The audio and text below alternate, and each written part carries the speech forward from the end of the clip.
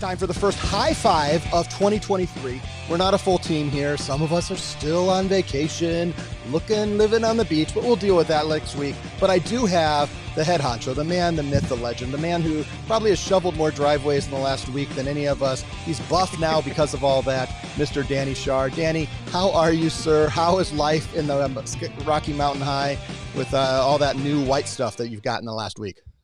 It's been crazy for sure. I'm definitely tired of shoveling snow, but it's why we live where we live, right? Get used to this beautiful snow for a few more months before I can get back to golfing again. How beautiful your golf course on your backyard has to look this time with all of pure white, and but also a reminder that in a couple months it'll all be gone. We'll be swinging the clubs again. Life will be back to normal. But today we're going to ask the question. It's full of elk. Yep. You could always, I'm sure you've got plenty of elk. And by the way, since the last time we recorded a high five, I've hung out with you in Colorado, and I had what did I have? An elk?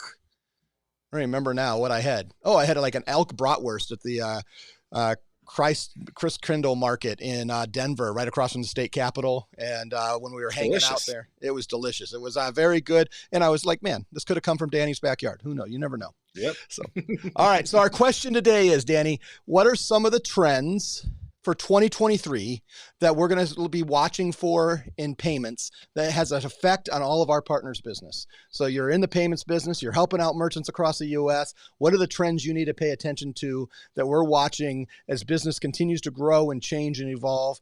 And so Danny and I are going to kind of go back and forth. I'll let him go first. We've both kind of come up with a list, and we'll kind of see where we go with this. So Danny, you're first. What are some of the trends? What's one of the trends that you would look for in 2023 in payments? Well, 2023, if any of you have watched any of our content over the last several years, you know we're big into sports here at PayProTech, and 2023 is the year of MJ, right? It's the the year of the three-peat, the year of the six-peat, but more importantly, Michael Jordan worked harder than anybody else, and that's what you're gonna have to do this year to really compete and succeed, is work harder than the next guy and the next person out there. So 2023, it's going to be a wild and crazy year. I can tell you that. In my opinion, I think one of the biggest things that's going to make sure that you compete and really succeed in this market is this is the year that B2B goes mainstream, right? And I say that, I know that there's been conversations about B2B for several years. We've seen, third parties doing training sessions and things like that. But, most of us merchant level sales folks that have been focused on mid-level to high-level to low-level merchants, right? With terminals and point of sale system, that's always been our bread and butter. B2B has been more or less put on the back burner, or just, we don't go after those types of deals. And when we get those opportunities, we are like a deer in headlights, right? Because knowing all the differences of how they need to process the level 2, the level 3 interchange optimization, what cards can qualify for that? How can you really sell and add value to these merchants? That's always been tough.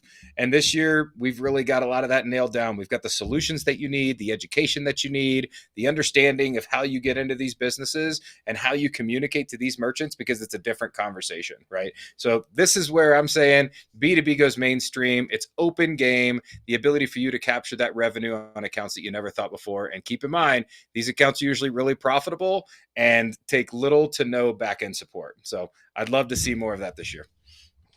I mean, I think we saw a huge uptick in the last half of last year in B2B, and it's going to only continue to grow. And as things grow and the opportunity grows and the money is moving and the profit is being made, I think that this was number 5 on my list, but I'm going to move it up because I think it ties into this, is beware of the exclusivity and the quotas. And I've seen this because it made me think there's one particular, I'm not going to throw them out there, but there's one particular software that's targeting B2B that I know is trying to get people in and trying to produce quotas in order to keep that residual coming. Or in a lot of other areas in our fair, we're seeing exclusivities. Hey, great, you can sell our software, but we have to be your only restaurant software, or we have to be your only retail software. And they're looking for those exclusivities, tying you down and limiting you. And that's your choice. You can do that. But I want to say one of the best things, and I want Danny to kind of talk about this, that's been part of this industry forever, is that you don't have to sign the non-competes. You don't have to sign the exclusivities, and you are a free agent, and you can choose the best solution, and you're not tied to one processor. You're not tied to one hardware. You're not tied to one software. And as we go into 2023, watch out, because a lot of the people are going, man, if I can just make all these sales partners exclusive, I can tie them down and make them only commit to one group.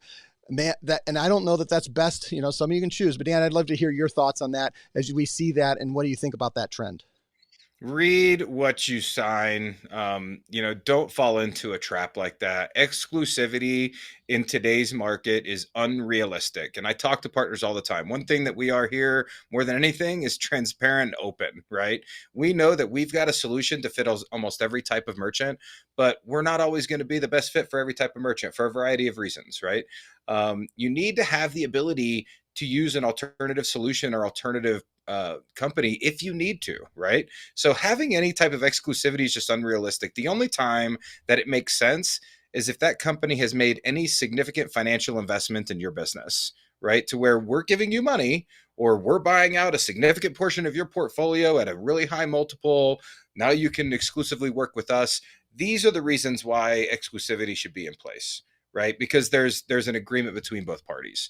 But just to come in and say, sign with our company, sell our system, but you can only sell our system, that's just not the way anybody should do business. So be aware of that. And you're right, Nate, we are seeing more of that. And keep in mind too, that whenever you sign these exclusivity agreements with certain companies, that there's always confusion on what exactly that means. That doesn't necessarily mean that you have to take the deal or you can't write that certain business, right? If the company that you have any type of agreement like that with cannot provide the solution or features that a particular business needs, then you've got the ability to go elsewhere. Exclusivity means really first right of refusal, right? We get the first look at every deal.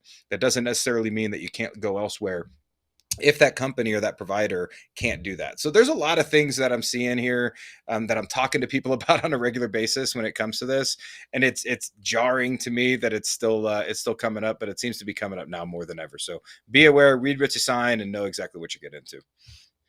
Number one on my list this year, as I was trying to just brainstorm what I think will happen in 2023, specifically when it comes to payments, is I think this could be a year of faster deposits. It's something we've had. Real-time deposits has been a thing in our world, but most of our merchants are still on a next day funding. Most of the options out there, it's if you want to be funded within an hour or instant payments, there's a significant expense, 1 to 3% I've seen to be able to do that. But I think there's going to be some of those changes in the markets, and I think there's going to be certain specific verticals that are focused on getting deposits faster.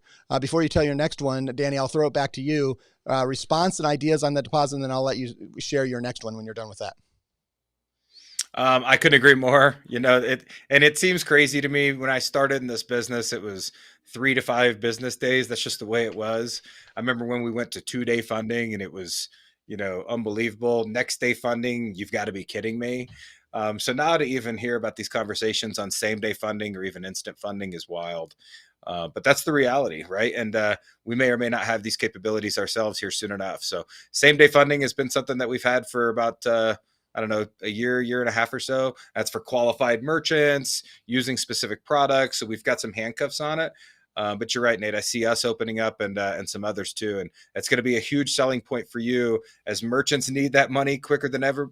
Our entire economy moves faster than ever before, right? And getting their money is just as important. We're even starting to see things like getting money on the weekends and on holidays. And that's not going to be out of the question. I couldn't agree more, Nate. I know you have a couple others. What do you think is going to be happening in the POS world for our partners as they work to help merchants in 2023? For our partners, we've always had our POS Pros team, Matt Proctor, Morgan. They do such an amazing job with their team to really provide our partners with the consultative approaches that you need to identify the solutions, right, for every single merchant. And that's tough. Each merchant wants something different. I've always said you've got 2 restaurants sitting next to each other. Both of them can operate completely different and need completely different systems. That's what this team's here to help with. Identify those things, know what features they want, do those consultations with your merchants, and help you close those deals. There's still been some gaps that we haven't been able to fill. We've got a variety of systems. Check out mypayprotech.com. paperprotect.com/POS, you're going to see all the different systems we've got. And it's a lot, right? And it's not meant to be overwhelming. It's meant to give you confidence that you can start a conversation with any merchant. And in the majority of cases, we're going to be able to find the solution for them. And our POS pros are going to help with that consultation. But again, there's still some gaps there. So I'm going to see more POS systems. I know Matt Proctor's working on several new partnerships. I don't want to give anything away, but we're going to be able to fill more gaps and hopefully be that one-stop shop regardless of any opportunity that you come across and what those needs might be. We're working on one right now for a merchant that has golf simulators, right? And needs scheduling for that, needs the time clock management for it. And we've got the ability to do it. So keep all of that in mind, that even if you've come across things that we haven't been able to do in the past, still push them through our point of sale team, and you're going to be surprised what type of systems we've got available. I was thinking of this one that, and obviously it had an effect to us recently, but that there's going to be continued and more stress placed on our infrastructures, our databases. And that's going to come. I was listening to several security podcasts over the last end of the year, and Security Now with Steve Gibson and a few others. And they were saying, look, we're seeing continued push and pressure on our databases, whether it's AWS or Azure or Google Cloud, or maybe you're using a few of the others out there. And what that means to us is that, one, support is more important than ever. We're trying to figure out, making sure all of our point of sale systems, all of our ways that we're providing the best support we possibly can, and starting to think about helping merchants, especially those who are processing larger volumes and seeing more credit card on a daily basis, then an hour of downtime is a significant issue to them, of putting through backups, thinking through how can we support them before something is going to happen. It's not just going to be PaperTech. It's not just going to be Fiserv or Global or some of these. We're going to see this happen on the next level of tech down, meaning the servers that are actually serving this. And we're going to see that. That's a prediction that I'm not making, because I'm not smart enough to do that or trained enough to do that.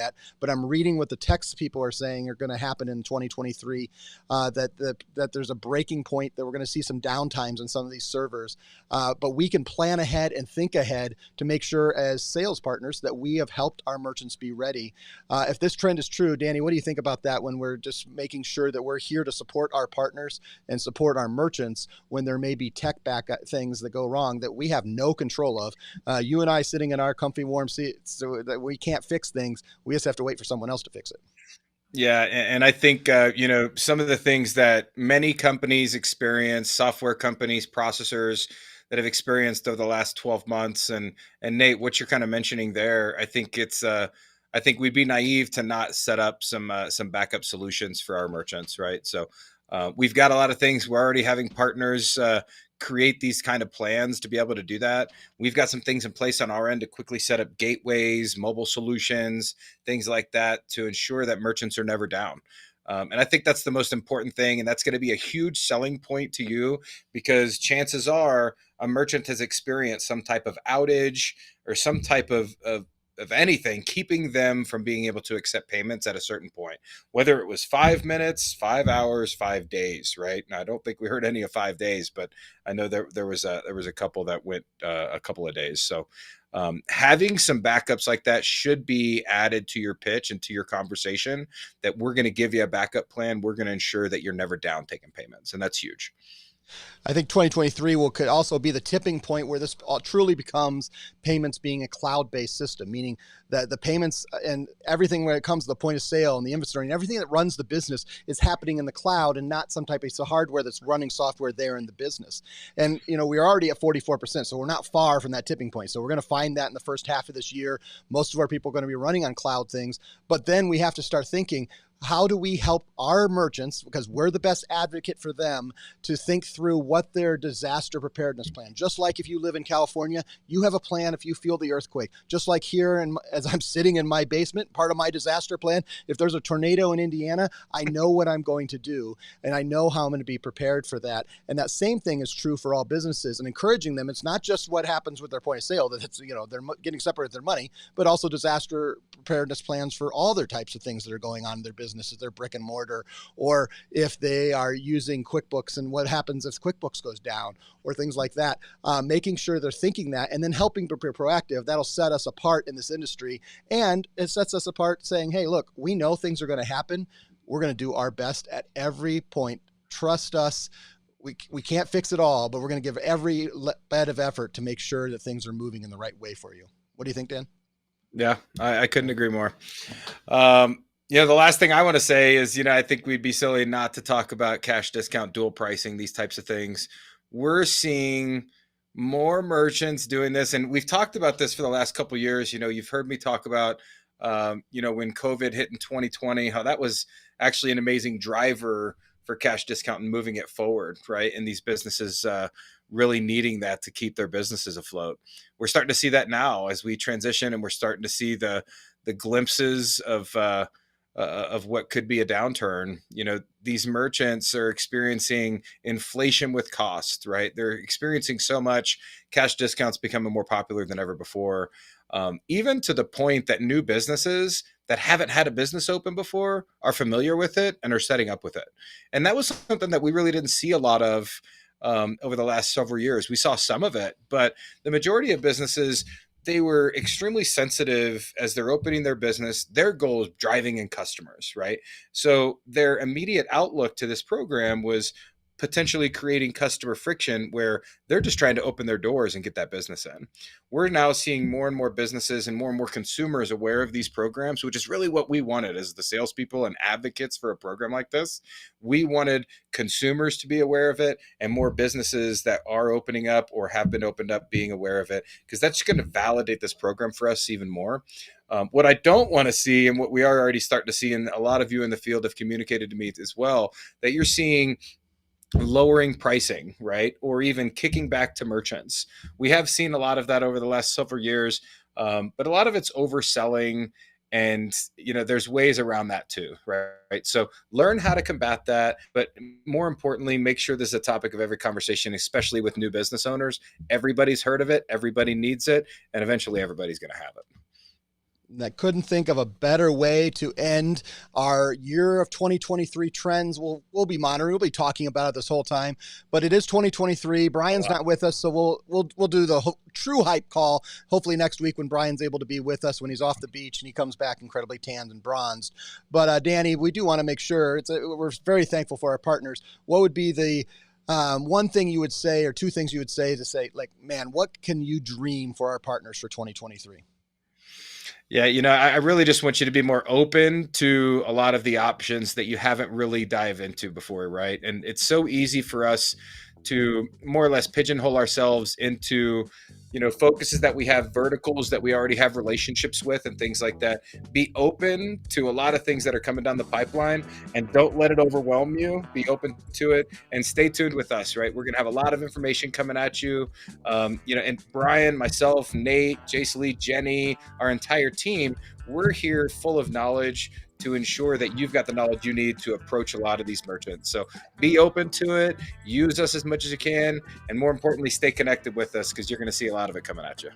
Love it. And as you stay connected, I encourage you, challenge you, implore you, do something new every day. Try something different as it comes to payments. Maybe it's a new type of merchant. Maybe it's a new pitch. Maybe it's a new product. Maybe it's a new software. Doesn't have to be the same thing new, but try something new. If you try something new every day, and I promise every day of the year, business day of the year, there's something you could try, something little that you can change. And you're going to get to the end of the year and you're going, man, I found 10 things that really made a difference, and I grew my business 1x, 10x, 25x, 30x, and whatever that hits. And that is what we're here at PaperTech to do, because as you grow your business, we're going to grow together. That's why I love this business. So thankful for it. On behalf of Danny Schard, Ryan Linke, who's in Epsetsha, and our High Five team and all of PaperTech, Happy New Year and high five, everybody. We'll see you next time on High Five. Go get them.